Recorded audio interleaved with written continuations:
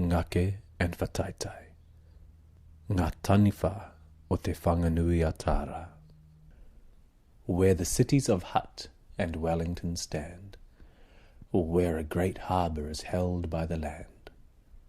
From Te Whanganui-a-Tara comes the tale of two taniwha. Spirits and servants the waters keep, elemental serpents of the deep. Ngake was quick and sleek and long, Whataitai slow and heavy, but strong. Now the harbour was once by a reef enclosed, and here Whataitai deeply dozed. But Raukawa's waters moved outside, and Ngake longed for the ocean wide. "Oh, Whataitai, how can you sleep? Do you not long for the ocean deep, where the surging swell and the turning tide will feed the freedom I keep inside?"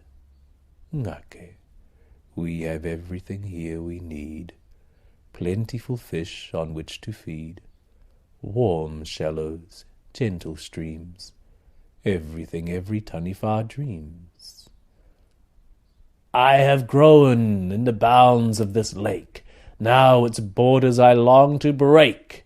Only the power of the sea can meet the might inside of me. Born of this water, you and I, do you not hear the ancestors cry?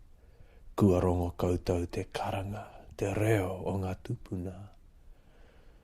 But life is bigger than you see. Come, Whataitai, come with me. I roto te ao nai nei, ko huri ki te tika. And so he swam to the north, to Pitoone, and like a spring he coiled his giant body, and his tail swept from side to side, leaving the beach shallow and wide, and the waves rose high on every shore, as Ngake released a mighty roar. Then he flexed and thrust his fearsome form into the water like a thunderstorm, and with a crack against the reef he crashed, and right through the solid rock he smashed. Battered and bleeding he surged to the sea with a mighty cry, "I am free!" And he swam and leapt and dived and roamed the mighty ocean, his new-found home. And in the swell of the sea and the wind and rain, Ngake was never ever seen again.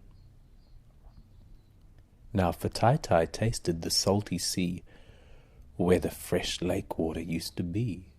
Strange new creatures swam all around, and Ngake was nowhere to be found. Whataitai called to the endless sea, "Hoki mai, Ngake, come back to me." But Ngake was gone, and Whataitai knew that to find his friend he must go too. And though the reef was torn and split, Whataitai's form would not fit. So he swam to the west, to the setting sun, to do the same as his friend had done. He wriggled back to the great green hills, all the way back to his great green gills, and his giant writhing tail did forge the great green gash of the Ngauranga Gorge.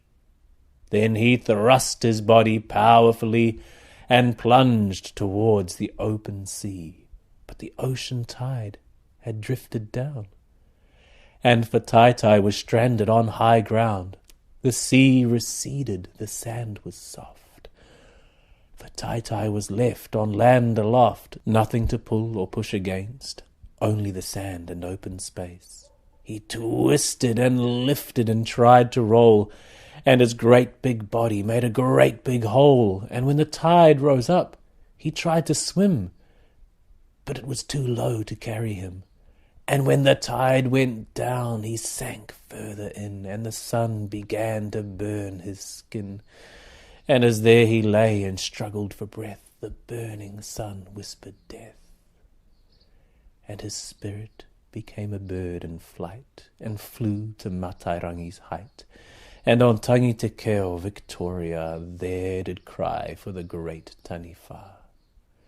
And Papatuanuku covered his hide with the children of Tane on every side, and the birds and lizards played and sang, and the land became a home for man. And where he died, his body became the land that now bears his name. Whataitai, Hataitai, the great taniwha, o Te Whanganui-a-Tara.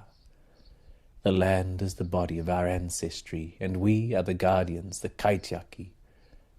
From the heights of the sky to the depths of the sea, these gifts are given to you and me.